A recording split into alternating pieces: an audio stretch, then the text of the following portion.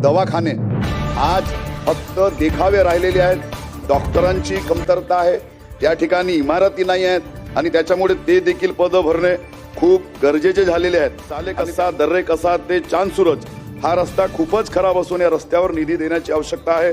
तसेच जो मतदारसंघ आहे आमगाव देवरी, या मतदारसंघामध्ये आदिवासी नक्षल क्षेत्र असल्यामुळे नेटवर्कचा प्रॉब्लेम आहे आणि त्याच्यामुळे ई पीक करत असताना आमच्याकडे जास्तीत जास्त धानाचा पीक होतो आणि ई पीक करत असताना सर 2 मिनिट ई पीक करत असताना धानाऐवजी इतर पिकांच्या त्या ठिकाणी नोंदणी झालेली आहे. त्याच्यामुळे हे देखील आपण करावे अशा प्रकारची माझी हिवाळी अधिवेशनामध्ये आणि आम्ही आहो गोंदिया जिल्ह्याचे पालकमंत्री आहेत इंद्रनील नाईक यांच्या निवासस्थानी आणि आज गोंदिया जिल्ह्याचे पालकमंत्री या नात्यानं विधानसभेमध्ये कोणकोणते कार्य कोणकोणते प्रस्ताव मंजूर झाले. आमच्या जिल्ह्यात राजकुमारजी बडोले आहेत मोरगावजनीचे, यांनी कोणते मुद्दे यांच्या मार्फत जिल्ह्याचा कसा विकास होईल.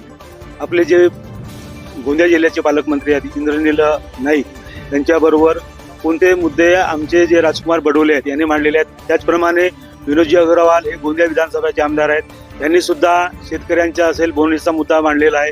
त्यानंतर सालेकसा जे आमगाव देवरी विधानसभा आहे इथले आहे संजय पुरा यांनी आमदार साहेबांनी कोणकोणते मुद्दे मांडले. सागर से भी गहरा हूँ, तुम कितने कंकड़ फेंकोगे, चुन चुन कर आगे बढ़ूंगा मैं, तुम मुझको कब तक रोकोगे, तुम मुझको कब तक रोकोगे.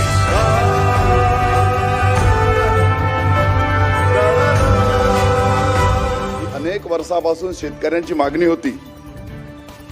शेतकऱ्यांच्या शेतामध्ये जाण्यासाठी रस्ता नव्हता आणि मुख्यमंत्री पांदन रस्त्याला मंजुरी देऊन एक प्रकारे शेतकऱ्यांचा जो इतक्या वर्षाची जी मागणी होती ते आपण पूर्ण करत आहात. त्याबद्दल मी आपले सर्व शासनाचे या ठिकाणी आभार व्यक्त करतो. तर मी आदरणीय मुख्यमंत्री देवेंद्र फडणवीस साहेब, उपमुख्यमंत्री आदरणीय अजितदादा पवार, उपमुख्यमंत्री आदरणीय एकनाथ शिंदे साहेब यांचा मनापासून आभार व्यक्त करेल की अनेक वर्षापासून शेतकऱ्यांची मागणी होती. बांधकाम मंत्री राजेसाहेब बसलेले आहेत. माझा मतदारसंघ तसा जर विचार केला तर आदिवासी बहुल नक्षल क्षेत्रामध्ये मोडतो.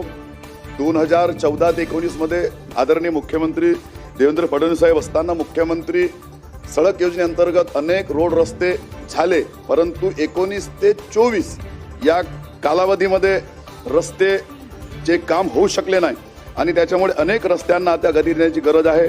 माझ्या मतदारसंघातील ककोडी, चिचगड, नवेगाव बांध या राज्य महामार्ग क्रमांक 358 वर नेहमीच छत्तीसगड राज्यातून मोठ्या प्रमाणात सुरजागड प्रकल्पात जाणारे ट्रक, त्यामुळे रस्त्याची खूप दुर्दशा झालेली आहे, तरी ते करण्याची खूप गरज आहे. त्याचप्रमाणे मरामजोब, मासूल कसा, मगरडो, खोगरा, केसोरी, प्रतिमा 31 हा रस्ता गडचिरोली जिल्ह्याला जोडणारा असून या रस्त्याला मंजुरी प्रदान करणे अत्यंत आवश्यक आहे. डौकी, शिलापूर, फुक्कीमेटा, पुराळा, त्याचप्रमाणे खुर्शीपार, दहेगाव या रस्त्यावर सुद्धा मोठ्या प्रमाणात ट्रक येणं जाणं करत असल्यामुळे तो तिकडे रस्ता पूर्णतः नष्ट झालेला आहे. तिकडे सुद्धा लक्ष देण्याची गरज आहे.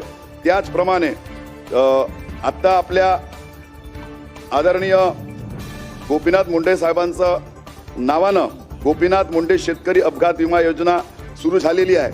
माझी या सभागृहाच्या माध्यमातून विनंती आहे, अपघात झाल्यानंतर अनेक अडचणी शेतकऱ्यांसमोर येतात, परंतु त्यांना तातडीने मदत मिळत नाही आणि त्याच्यामुळे ही तातडीने त्यांना निधी उपलब्ध